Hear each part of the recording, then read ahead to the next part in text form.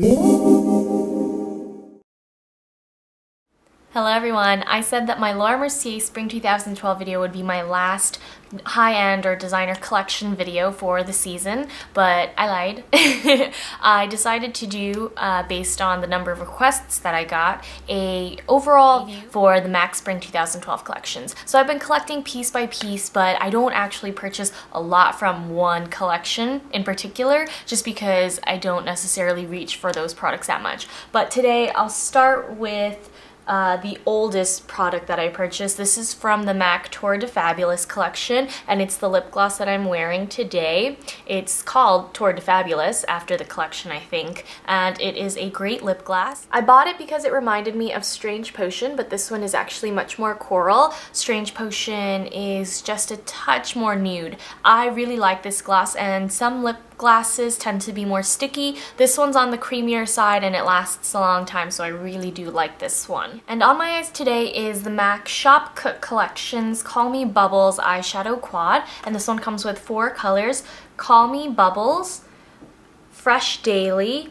Full of Flavor, and Brash. And my favorite color is Brash. It is a gorgeous copper. I'm actually going to post a review of this on my blog, so you can refer to that post for swatches of these eyeshadows. They kick up a lot of powder dust when I dip a brush into them, but on the eye they're not powdery at all and they apply really well. I think this is probably my favorite MAC eyeshadow quad in a long time. A lot of the palettes that have been released recently seem to have one dud, or you know, they just don't really work together that well, but I really do like this, and it's a really great palette to create a sunset type of eye. I really like this look because I love using corals and, you know, these warmer tones that I don't generally tend to wear so often, so I highly recommend this. And probably the most popular collection, or at least the most talked about on Twitter anyway, is the MAC Tender Tone Lip Balm with SPF 12 from the MAC Shop Cook collection. It comes with this gorgeous little box here and the main patent box. This one is called Tread Gently, and the only reason why I purchased one is because I've never tried any of these before, and it has an SPF of 12 and my lips generally react to SPF, so I only bought one,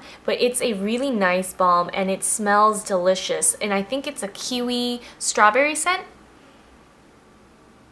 It smells pretty true to the description, and it looks yellow, but these tend to neutralize super red lip, and it also has gold shimmers, so it will make your lips look more full naturally. So I really like this so far. I've only applied it once to my lips, but once I'm sure how my lips react to this product, I will post a full review on my blog. Now for the MAC Vera collection. I have 4 of the now re-promoted pencils. These are Pearl Glides, and let's start with the swatches. I only have 4, but I think there are 7 pencils. You can see all the swatches on Temptalia.com. Here we have Undercurrent, which is my favorite. It's a teal green blue with golden shimmers. Next we have Petrol Blue, which I wished was a little bit more blue, but it's a great navy to wear. And Black Line, which is black with golden shimmers, but it looks more like an olive green that's very, very deep on the eyes. And last but not least is Designer Purple. I think Designer Purple is probably the sheerest of the 4. I really love Undercurrent, like I said. This one is probably my must-have. The Pearl Glides and PowerPoints are my favorite MAC pencils. I think if the color range for PowerPoints was better, I would definitely buy more. And I tried to resist when I stopped by the counter, but Butterfly Party, the crushed metallic pigments, really got to me. They come in this little box and they come separated into 2 stacks. You can always screw them together to create a quad stack, just like this. And I know it's going to sound weird, but I tried these first with a finger, and Temptalia said that because these have a more firm, rocky texture, let me just show you since I forgot to. You're supposed to crush these pigments together before you use them. So I actually found that taking just one of the rocks and putting it onto some sort of flat surface and then smushing it with my finger and then applying it directly to my eyelid is actually a great way to apply these, instead of using a brush and having to go through the hassle of putting it on a different plate and then crushing it with a brush and then applying the smoothed out product with a different brush. So instead of just going through that hassle, if you're just using one of these colors as an all over lid or just as an inner corner highlight, which is great to use with this color here, I highly, highly recommend this one. fingers apparently are the best way to use this. I just feel like it gets the most pigment with the least amount of fallout. So I highly recommend these as long as you're willing to put up with, you know, loose shadows. I do like them though, and I will post swatches of these on my blog since it's a little messy to swatch here. And that completes my collective MAC Spring 2012 review. I know a lot of you probably wanted to see more products, but these are the standouts in my opinion, so I hope it will at least give you a more streamlined shopping guide and will help you with your purchases. As always, a full list of all the products that I showed in this review, as well as the ones that I'm going to use in the tutorial, will be listed on my blog, and the link for that post will be posted down below in the description box. Now, without any further ado, let's get started with the tutorial. As usual, I'm going to start with foundation. This is my MAC Studio Fix Fluid SPF 15, and yes, I'm using a MAC foundation. Surprisingly, Studio Fix doesn't break me out anymore. I picked up a sample of this in NC30 to see what MAC shade I was. I usually match myself occasionally just so I have a reference for you since my skin color changes quite often.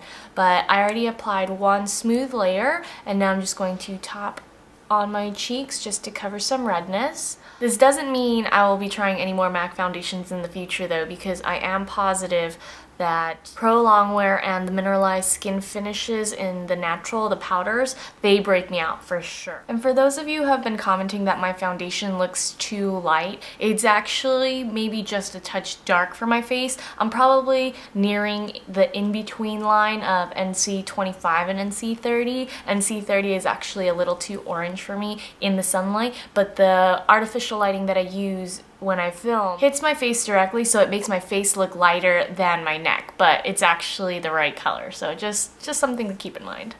Now I'm going to set with a sheer loose powder.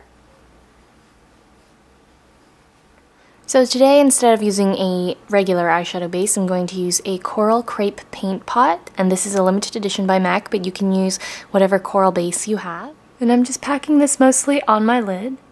Now I'm going to take Full of Flavor on a MAC 239, and I'm just going to pack it onto the lid on top of our paint pot.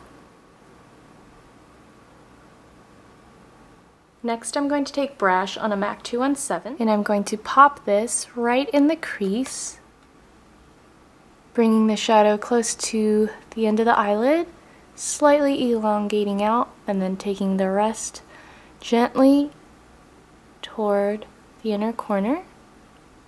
And now I'm going to blend out the edge of Brush with a fluffy eye brush.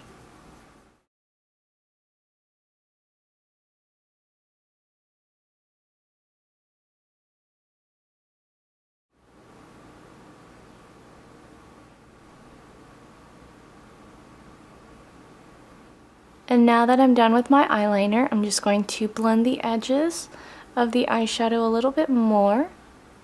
And now that my lashes are curled, I'm just going to apply one coat of mascara and apply false eyelashes.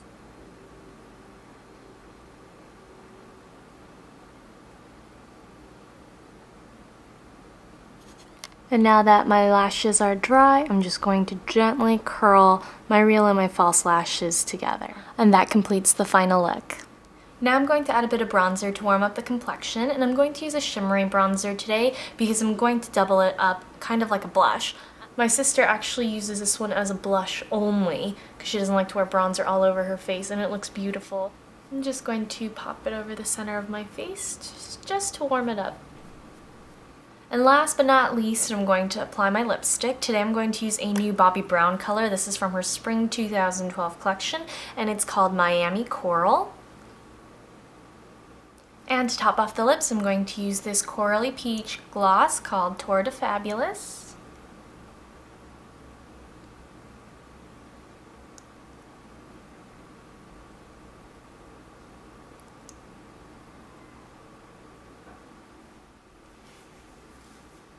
And that completes my take on MAC's Spring 2012 collections. I wanted to use more of the products from the actual spring collections, but I figured that this was the best look to put together, especially because it is a little romantic and Valentine's Day is here. So I hope you found it somewhat helpful at least, and I'll try to do this with the MAC collections for the next season as well. Thanks so much for tuning in, and I'll see you all very soon. Bye!